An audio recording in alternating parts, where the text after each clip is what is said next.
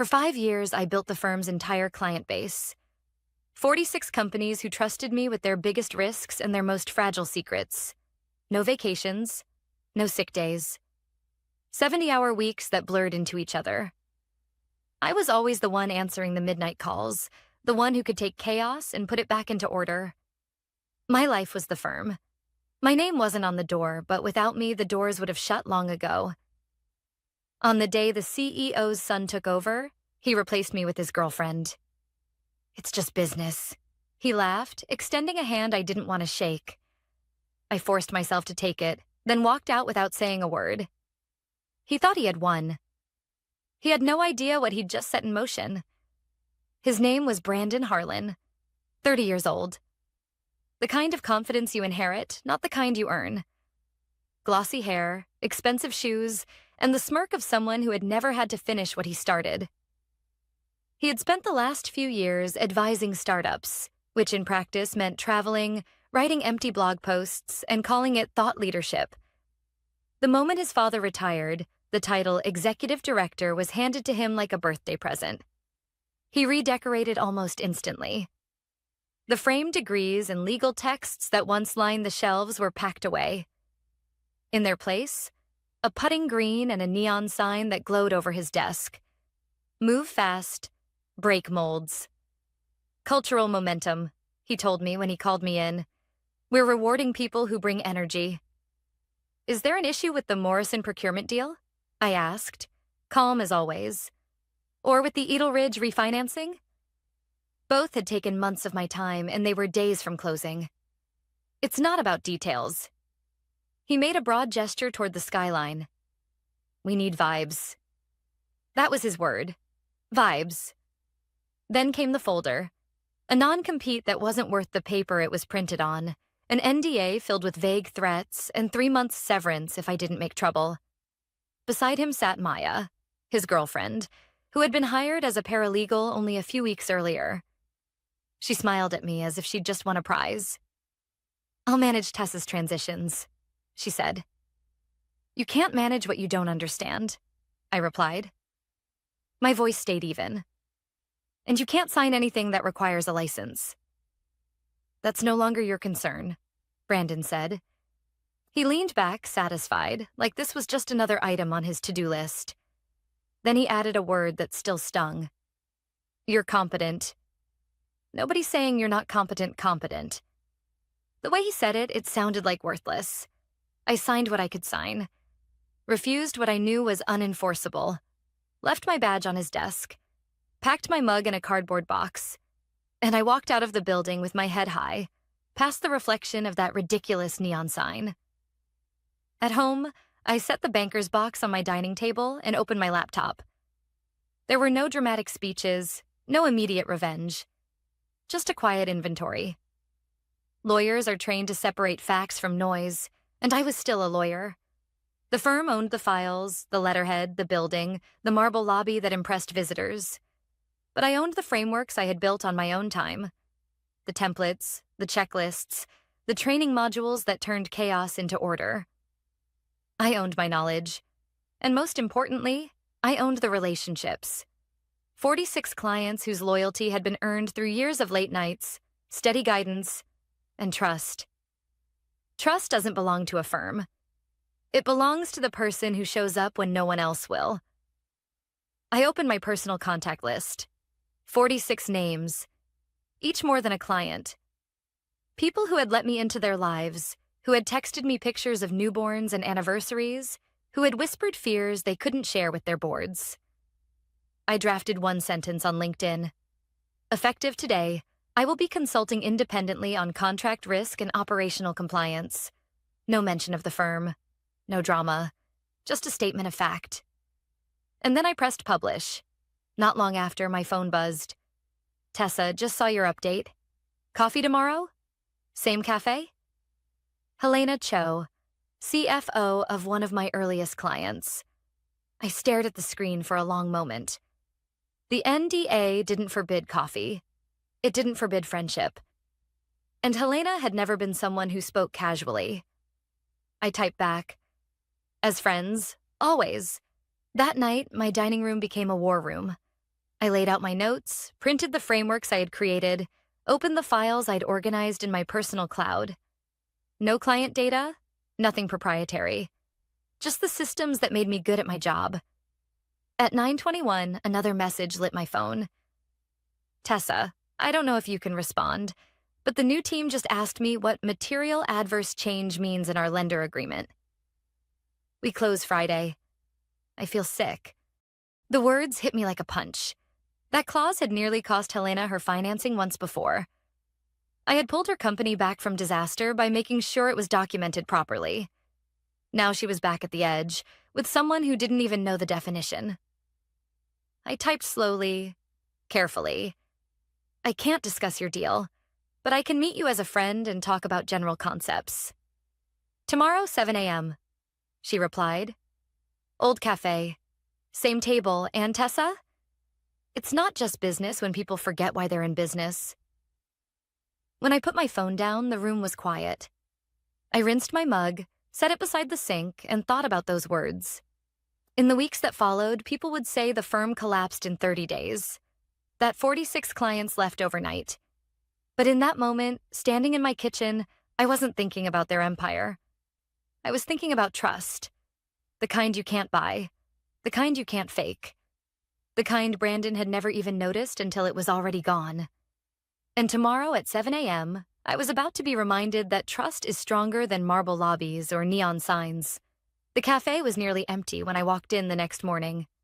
Same cracked leather booths, same smell of burnt espresso, same elderly barista who'd been there since my first year at the firm. It was the place I'd gone whenever I needed to think, when cases were falling apart or negotiations dragged into the night.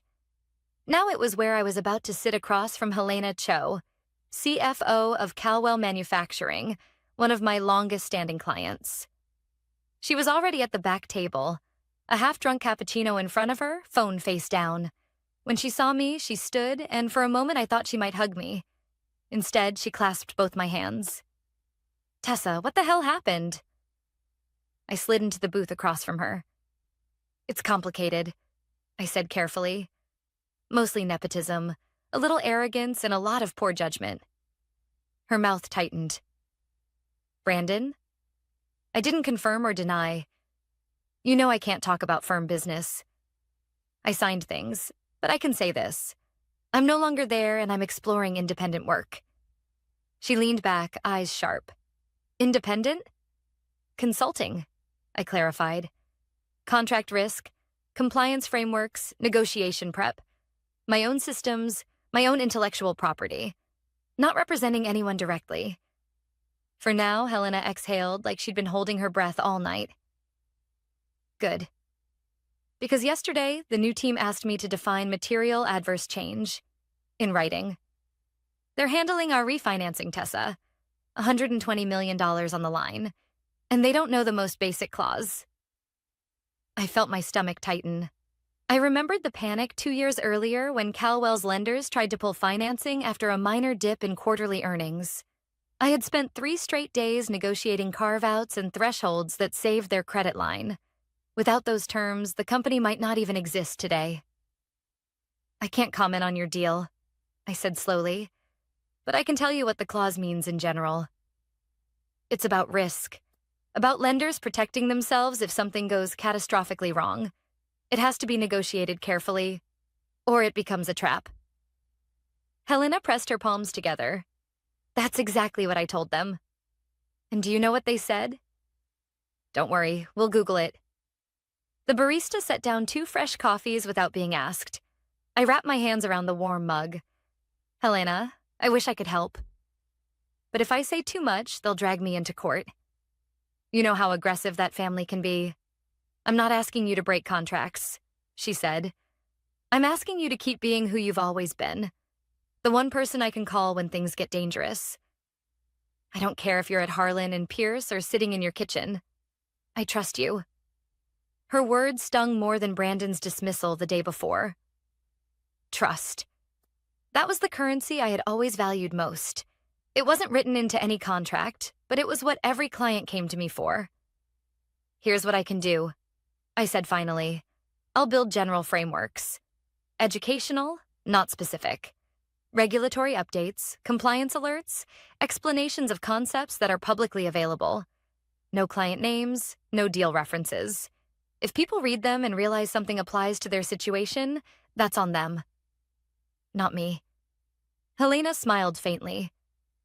That's all I needed to hear. She slid her phone across the table. On the screen was a LinkedIn notification. My post from the night before already had dozens of reactions, half from people in the corporate community we both moved in. You won't need to reach out, she said. They'll come to you. I left the cafe with my heart racing. For 5 years, I'd been invisible, competent, reliable, never flashy. Now, for the first time, I could feel the weight of 46 relationships shifting, recalibrating around me instead of the firm. By the afternoon, 3 more messages appeared on my phone. We need to talk. David Klein, COO, Nexus Biotech. Do you know anyone who can actually read an indemnity clause? Sarah Rodriguez, General Counsel, Blackstone Holdings. Lunch this week? Off the record. Daniel Foster, CFO, Meridian Corp. Each message was a test of boundaries. I typed careful responses. Happy to catch up as friends. Always available to discuss industry trends. No firm ties anymore, just my own perspective. Every word measured, every sentence crafted to honor the agreements I had signed while still leaving the door open. Because the truth was, the clients weren't asking for firm representation anymore. They were asking for me. That evening, I spread papers across my dining table again. My frameworks, my training decks, my checklists. Not the firm's property. Mine. Developed on nights and weekends when their clunky systems crashed, refined deal after deal until they worked like second nature. I opened a new document on my laptop and typed the header. Independent Compliance Guidance, January edition. Underneath, I wrote the first topic. Material adverse change, what it means and why it matters. Not advice, not specific, just education. The kind of thing any law professor could lecture on, but written with the clarity only someone who had lived through it could provide. As I typed, the weight of the last 24 hours settled into something sharper. Brandon thought he had cut me out of the picture. What he hadn't realized was that I was the picture. The clients didn't stay because of the neon signs or the marble lobby. They stayed because I picked up the phone at 2 a.m. and walked them through crises with a steady voice. By midnight, the document was finished. 10 pages.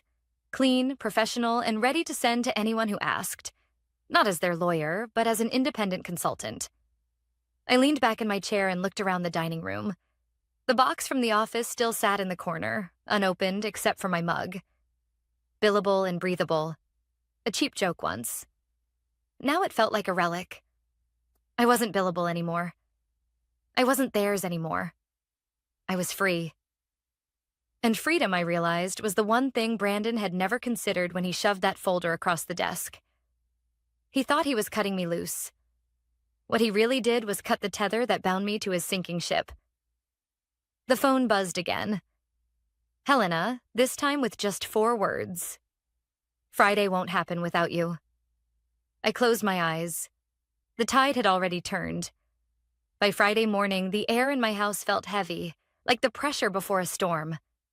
I tried to distract myself with errands, even scrubbed the kitchen floor, but my phone wouldn't stop buzzing on the counter. At 10:42, Helena called. Her voice was tight, clipped. It's over, Tessa. The refinancing collapsed. I sat down hard at the kitchen table. What happened? They missed the deadline for the lender's supplemental disclosures. Something about an electronic signature mismatch. I don't even think they knew the documents had to be notarized. The lender pulled the deal. Her voice cracked. Do you know what that means? 2 years of positioning, hundreds of hours, millions of dollars in fees. Gone. The board is furious. I rubbed my forehead, feeling the ache spread behind my eyes. I'm so sorry, Helena. Don't be sorry. Her words were sharp, but not at me. Be ready. People are going to call you. I know you can't solicit, but I also know this. What just happened is going to spread like wildfire. When we hung up, I stared at the box still sitting by the wall, filled with the remnants of 5 years of my life. The mug, the pens, a few framed certificates. Small things. But what they represented was enormous. Brandon and Maya had been at the helm for less than a week, and already one of the firm's cornerstone clients had suffered a collapse. At 11:30, a text came through from Marcus, one of the senior associates who'd worked under me. You didn't hear this from me, but Helena just called Brandon every name in the book. She demanded her file back. She's gone, Tessa. She's done with them. I set the phone down, my hands trembling. One domino had fallen, and I knew how this game worked. When one top client leaves, others start to wonder if they should too. That afternoon, 2 more messages arrived. From Sarah Rodriguez at Blackstone Holdings. Tessa, is it true Helena left? From David Klein at Nexus Biotech. Heard a mess at Calwell. We need to talk.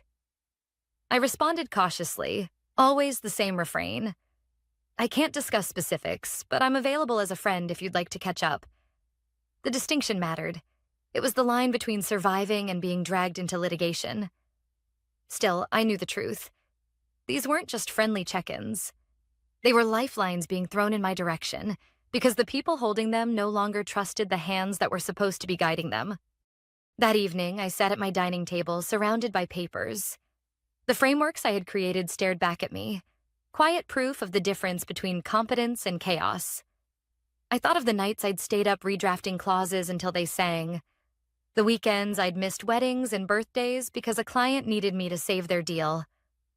That investment wasn't something you could just swap out for a neon sign and a girlfriend with a new title. The next morning, my phone rang again. It was Sarah. I hesitated before answering. Tessa, I don't care about NDAs, she said the moment I picked up. Our board is demanding answers. We got a compliance notice from the state last night. If it's real, we're in trouble. And the new team at Harlan and Pierce told me not to panic. Do you know what they based that on? A Google search. My throat tightened. Sarah, you know I can't advise you on firm matters anymore. I don't want advice, she snapped. Then her voice softened. I want to know if I'm crazy for thinking they're in over their heads. I closed my eyes. You're not crazy. She exhaled, long and heavy. That's enough. That's all I needed to hear. Thank you. When I hung up, I realized something. The clients weren't asking me to swoop in and take over. They were asking me to confirm what they already suspected, that they weren't safe where they were. And once a client stops feeling safe, it's only a matter of time before they move. By Monday morning, the cracks had widened. Helena's departure was already circulating in Houston's corporate circles. The whispers were growing louder. The new leadership was incompetent, deals were failing, and the one person who had held everything together was gone. Marcus sent another text. Emergency meeting this morning. Brandon tried to reassure the team, but no one's buying it. Maya was in tears. I give it 2 weeks before everything unravels. I placed the phone face down on the table and leaned back in my chair. For years, I had been invisible, my work taken for granted. Now, for the first time, I wasn't just visible. I was unavoidable. The first domino had fallen. The others were wobbling, and all I had to do was let gravity take care of the rest. 2 weeks later, the firm looked like a house with the foundation ripped out. From the outside, it still stood. Marble lobby, brass plaques, glossy brochures, but inside, everything was crumbling. I didn't have to guess. The calls and texts painted the picture for me.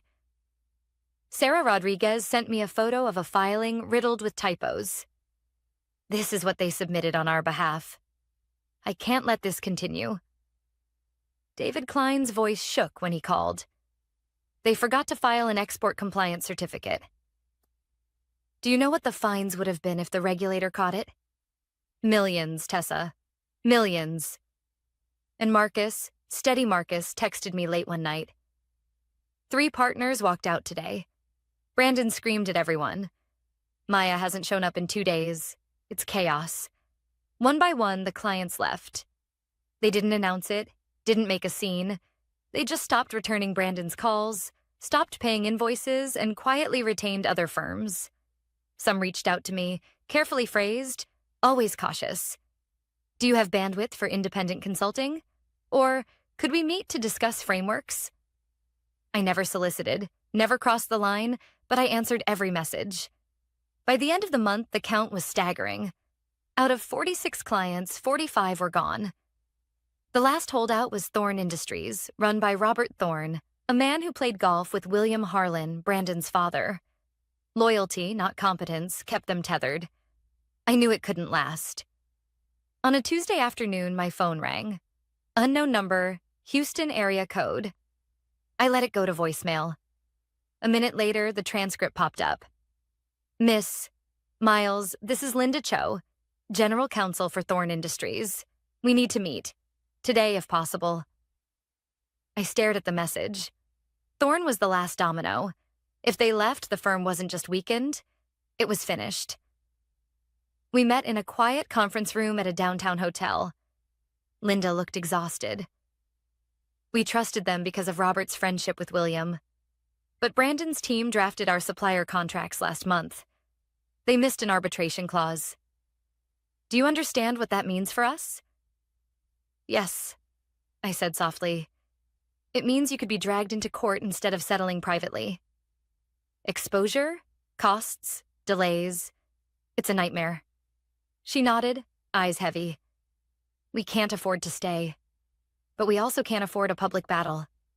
Robert wants this handled quietly. I folded my hands on the table. Then you need to transition. Find a new firm that will protect you.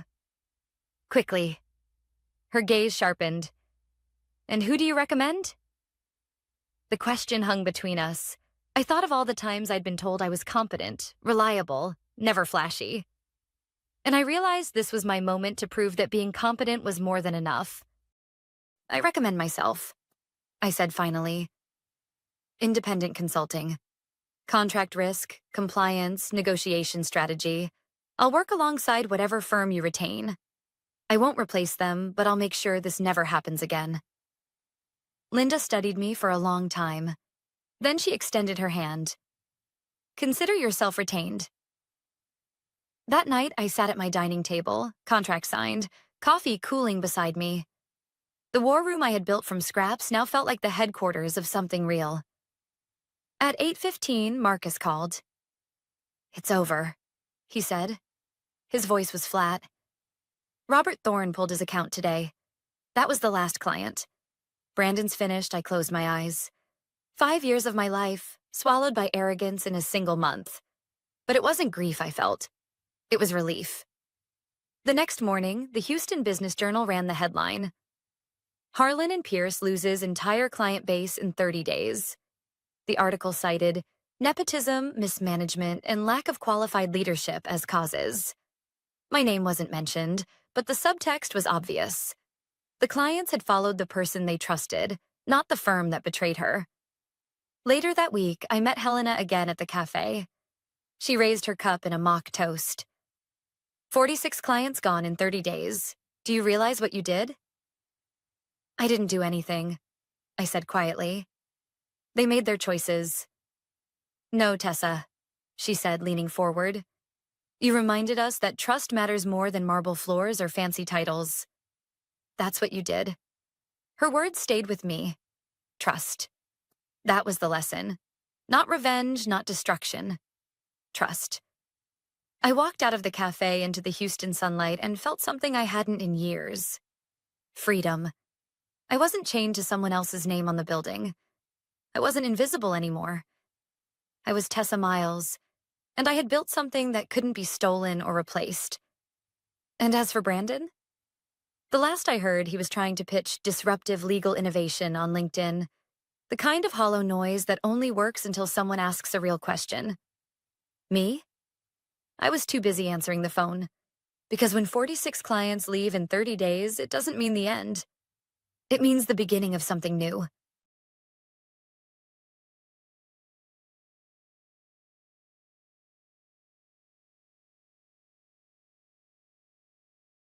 I just finished a client call when the notification slid across my screen. At first, I thought it was spam, One of those phishing attempts that slip through the filters. The subject line was too abrupt, too cold. Your role is redundant. Leave immediately. No greeting.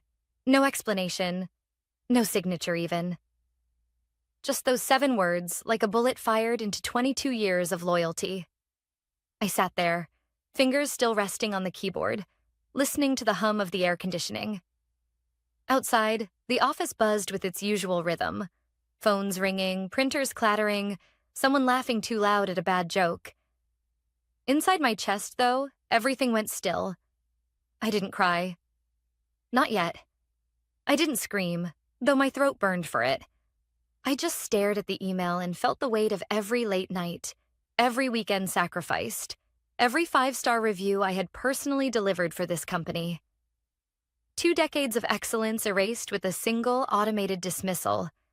I read it again, slower this time, as if the meaning might change. It didn't.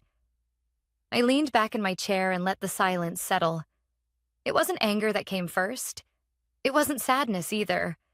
It was something quieter, something sharper. The kind of quiet that comes before a storm.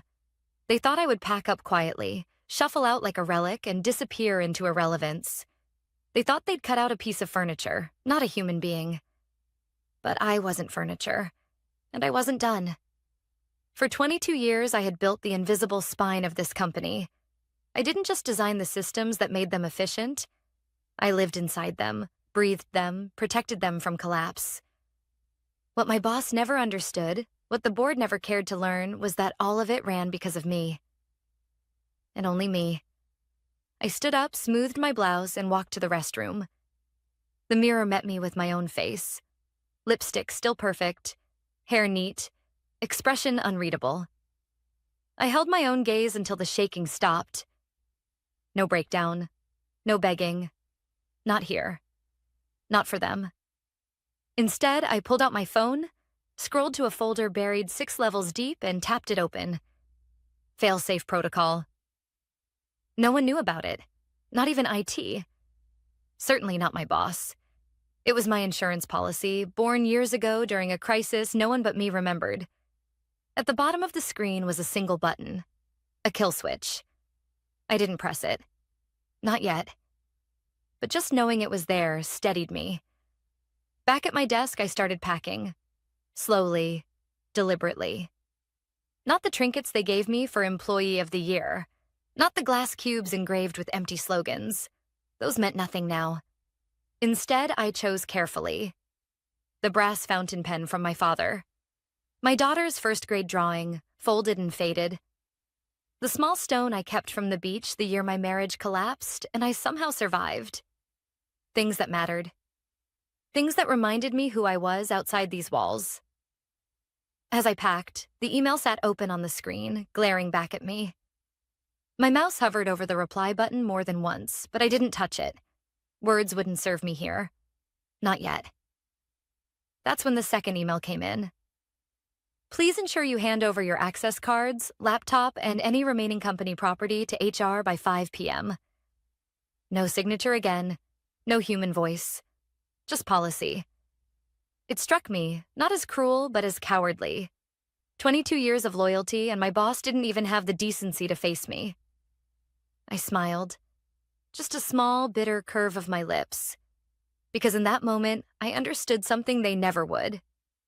They weren't the ones in control. I was. When I finally walked out of the office, I didn't slam doors. I didn't shout or curse. I simply carried my box of belongings down the hallway while the hum of broken whispers followed me. Some coworkers looked away. Some looked guilty. And 1 or 2 looked almost relieved, like they thought it could have been them.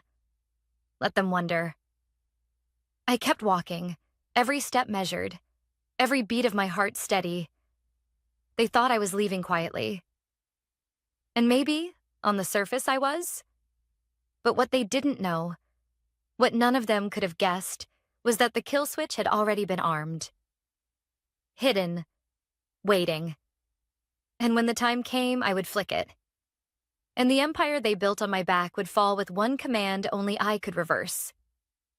I reached the parking lot, put the box on the passenger seat of my car, and sat for a moment in the quiet. The sun dipped low behind the building that had swallowed half my life. For the first time in years, I didn't feel owned by it. For the first time in years, I felt free. But freedom wasn't enough. Not anymore. This wasn't just about losing a job. It was about betrayal. And betrayal demands an answer. So I started the car, gripped the wheel, and whispered to myself, "They wanted me gone." Fine. But they're about to learn what redundant really means. I didn't go home right away. Instead, I drove to the waterfront. It was my place. The spot I always went to when the world tilted sideways. A crooked old bench overlooked the harbor, the paint peeling, gulls circling like restless thoughts. I sat there with my box of belongings beside me, and the company's email still burned into my mind. Redundant. A word meant to describe broken furniture or outdated software. Not people. Not me. I breathed in the salt air and let the silence wrap around me. And slowly, anger began to seep in. Not the hot, reckless kind that burns fast, but the cold, steady kind that sits in your bones and sharpens into resolve. Because they hadn't just taken my job. They'd tried to erase me. For years, I'd been the invisible scaffolding that held the company upright. Most people didn't even realize that the systems they bragged about to investors, the seamless client portals, the automatic reporting dashboards, even the fraud detection modules, were my designs. My hands had built them. My mind had woven the connections no one else could see. And deep inside those systems, buried beneath layers of security protocols and firewalls, I had left something behind. A shadow key. A kill switch. It wasn't malicious when I first wrote it. Back then, it was insurance. After a server crash in my 10th year, caused by a reckless junior exec who overrode a firewall, I realized how fragile everything really was. So I designed a hidden failsafe, a way to regain control if the official chain of command ever failed. No one approved it. No one even knew it existed. It answered only to me. For 12 years, it sat there quietly, never touched. Until now. The company thought they were untouchable, but in their arrogance, they forgot something vital. Systems aren't just code. They're human. And I was the human they couldn't replace. I pulled out my laptop. The old one. The personal machine I never connected to their network. From a small encrypted drive, I opened the program. My hands hovered over the keys, steady, deliberate. It would have been easy to press enter right then, to watch their empire crumble in real time. But I didn't. Because I knew the weight of what I was about to do. This wasn't just some digital prank. This was years of contracts, clients, salaries, data, everything they relied on. And part of me wondered if I was ready to burn it all. Then I thought of the email. No phone call, no handshake. No thank you. Just redundant. After 22 years of loyalty, they had discarded me like a paper cup. My jaw tightened. Yes, I was ready. The first step wasn't dramatic. No alarms, no flashing red screens. Just a quiet command line window, plain white text on black. I entered the password, one I'd memorized years ago. A combination of my daughter's birth date and the initials of my father, the man who taught me how to survive in a world that often wanted me small. Access granted. 2 words that sent a shiver through me. I typed in the sequence slowly, deliberately. Initiate failsafe. The cursor blinked once, then a message appeared. Confirm Y or N. I pressed Y, and just like that, the pulse began. It started with the non-essential systems, internal messaging, HR portals, calendar integrations. Within minutes, the first domino fell. Employees were logged out of their email accounts mid-conversation. Meetings vanished from calendars. Then came the bigger hits. Procurement servers froze, the analytics dashboard returned error codes, and automated invoices looped endlessly in draft mode. I pictured it in my mind, floor by floor, like lights shutting off in a skyscraper at dusk. And at the center of it all was Eric, my boss. the man who hadn't even signed his name to the email that ended my career. I imagined his panic when the first calls came in, his voice cracking as he barked orders he didn't understand, his hands fumbling with a system he never cared to learn. He would blame IT, then legal, then anyone but himself. But sooner or later, his eyes would turn to me, and I wanted him to. I closed the laptop and leaned back against the bench. The gulls squawked overhead, oblivious. The harbor lights flickered on one by one as the sun dipped lower. For a moment, I felt the urge to call someone. My daughter, maybe, or an old friend. But what would I say? That I'd just crippled the company I'd spent half my life building? That revenge felt less like fire and more like clarity? Number. This wasn't a confession. This was a beginning. Because the kill switch wasn't just destruction. Built into it was another layer, one they'd never find. A hidden framework, a skeleton version of the system that belonged to me and only me. While their servers choked on errors, mine hummed quietly in the background, untouched. I hadn't just shut them down. I had claimed my creation. As I packed up my laptop, I caught my reflection in the dark screen. My face looked the same as it had that morning, but something behind my eyes was different now. Not broken, not redundant. Awake. The phone in my pocket buzzed. First once, then again, then a flood of vibrations. I didn't need to check to know who it was. The company, my boss.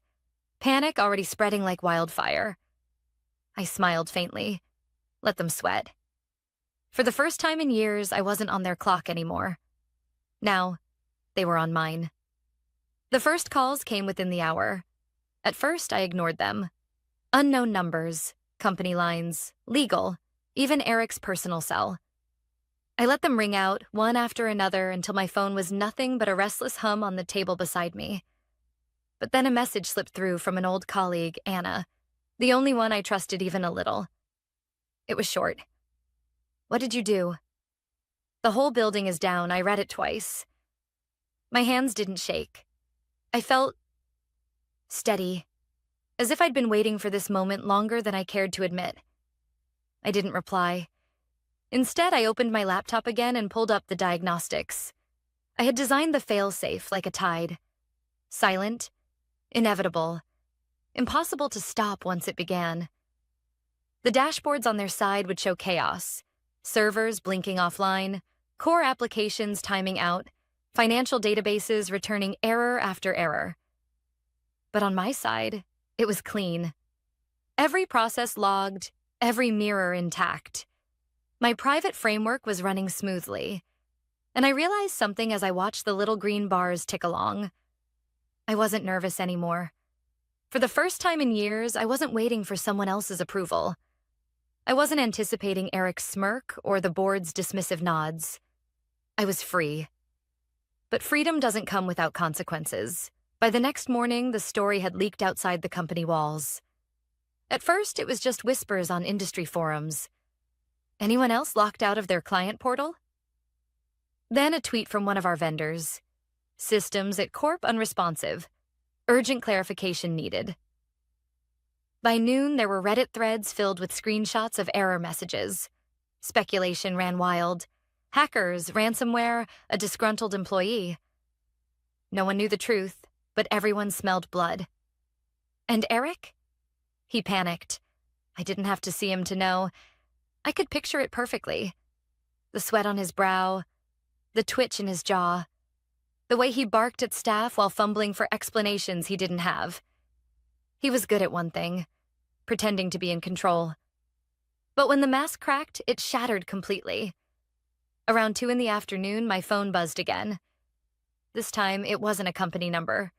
It was Alicia, my former assistant. 26, underpaid, brilliant, and one of the few people who ever paid attention when I explained how things actually worked. Her message was careful. Eric's blaming IT.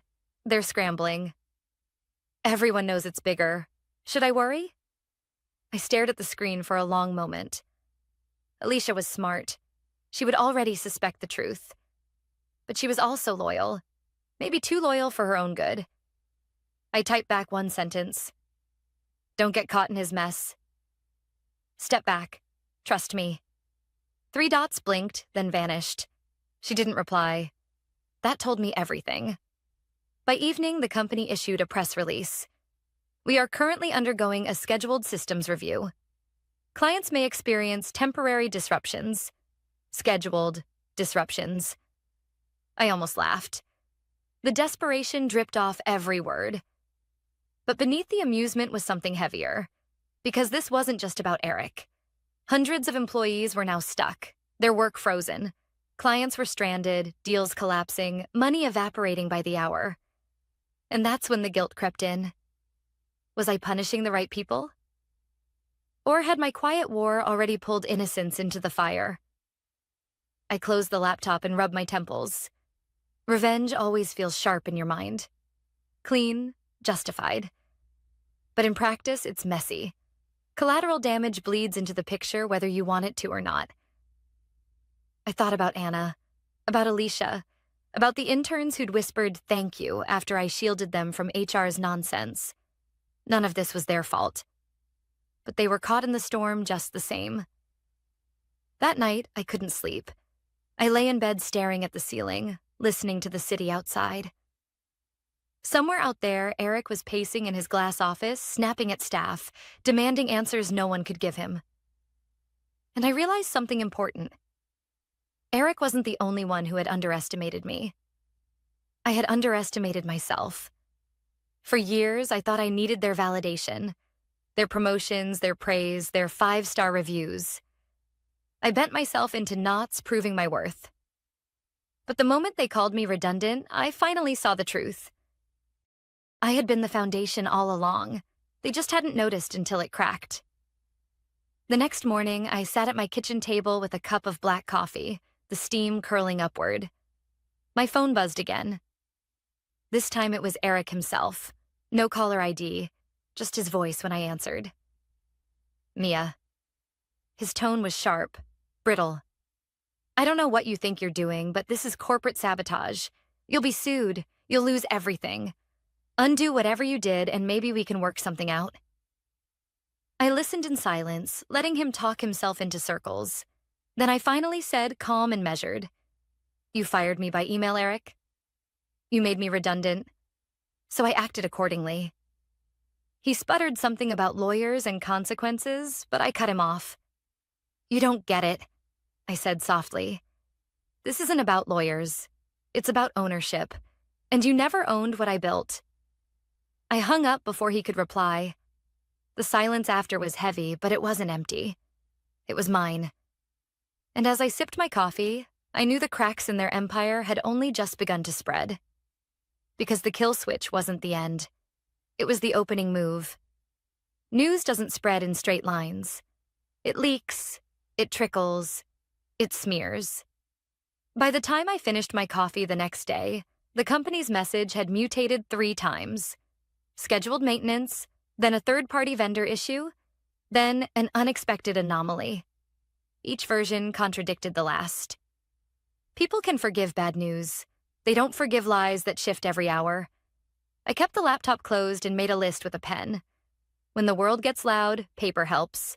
Line 1, protect innocence. Line 2, document everything. Line 3, decide what to build, not just what to burn.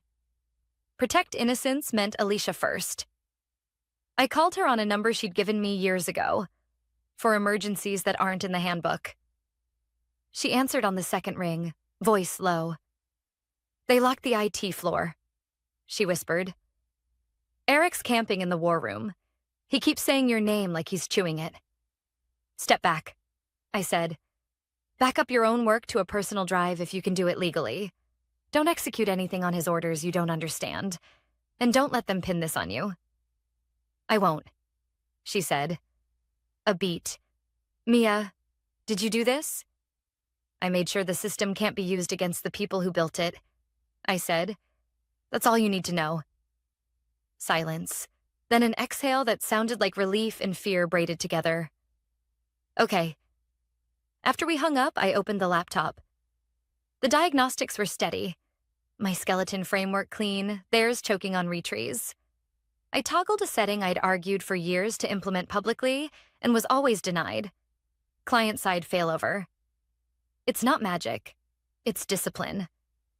I pushed a limited patch that allowed essential client data to sync to their local backups if they followed the instructions already in their contracts.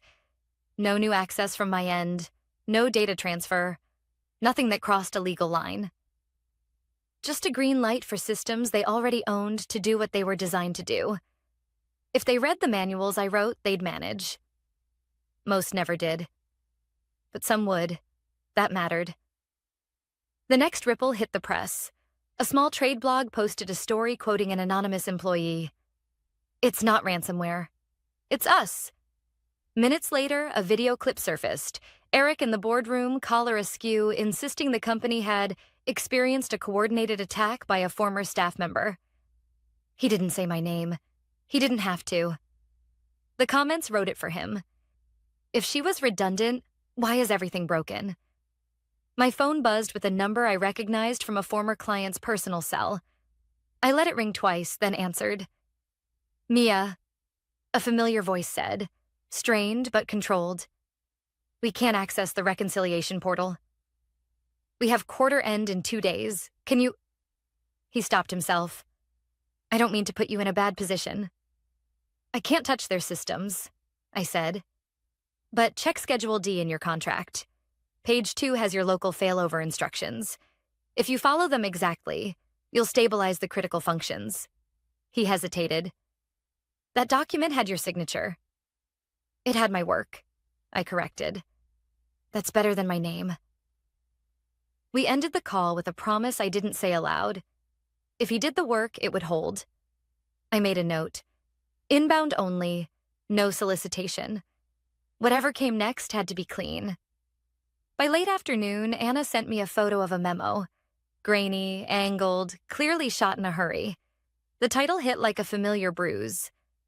Leadership Optimization. Sunsetting Legacy Roles.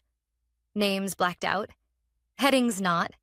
Prioritize reductions among over 45 cohort. Minimize severance via performance flags. It was the kind of document people swear doesn't exist. It always does. It just lives in folders with nicer names. "Where did you get this?" I asked. "Printer tray on 9, she wrote. "Someone hit print all and forgot the paper." I saved it with the rest. Voicemails from Eric. The emails with no signatures, my design notes, the version history that proved authorship. I wasn't naive about risk. What I'd done would invite lawyers, but I had lived a long time inside the rules and under the people who bent them. I knew which lines mattered and which were stage props. Near dusk, Alicia called again. "He tried to rehire your whole team," she said. "Double salaries, no one bit. The contractors are walking. Legal is splitting into factions." "Are you safe?" I asked. "For now."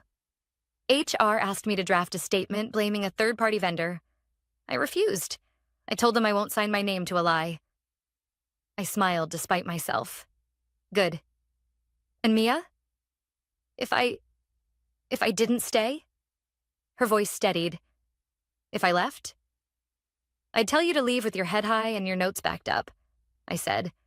"And I'd tell you to rest for a week before you decide anything permanent." Rest. The word felt ridiculous and necessary at once. When we hung up, I opened a folder on my desktop I hadn't touched in months. The name was plain. Harbor.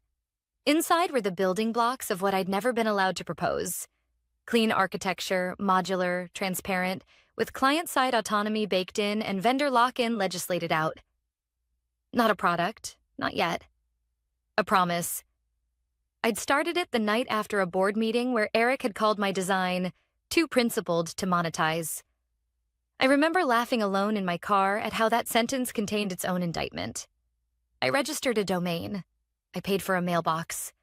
I messaged a lawyer I trusted, the only one who'd ever told me no to my face and meant it kindly. I asked for a consult about non-solicits and IP boundaries. I told her I wanted to build something that didn't require anyone to sign away their spine. Then I took a breath and did one more thing. I drafted a short message to 3 clients who had my personal number for emergencies. I didn't pitch. I didn't gloat. I wrote, "Check your contract's failover section. If you need help understanding it, I can walk you through the language as an independent consultant." That was it. Clean lines, no crossings. Guilt still flickered at the edges.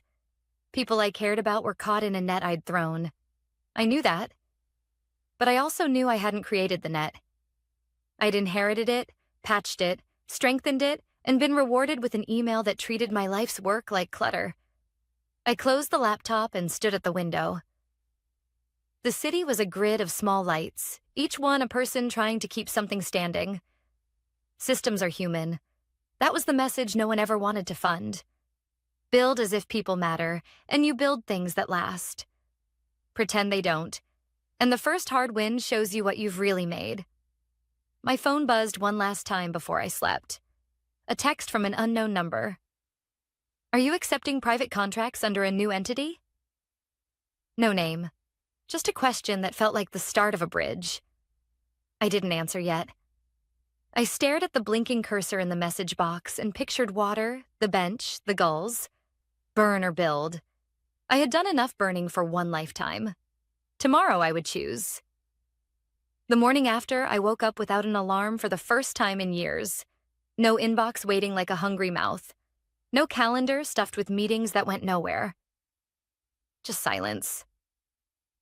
For a moment, I lay there listening to the radiator tick, the city stirring outside, and wondered if this was what peace sounded like. But peace wasn't the same as purpose. And purpose had been the one thing the company couldn't take from me, no matter how many times they tried to bury me under younger hires or dismissive titles. On the kitchen counter, my laptop waited. The harbor folder was still open. Clean diagrams, untested frameworks, a skeleton waiting for flesh. I poured myself coffee, sat down and stared at it for a long time. If I pressed forward, there was no turning back. It wouldn't just be a side project. It would be the thing. My thing. And I was old enough now to know that mattered more than another plaque or another 5-star review.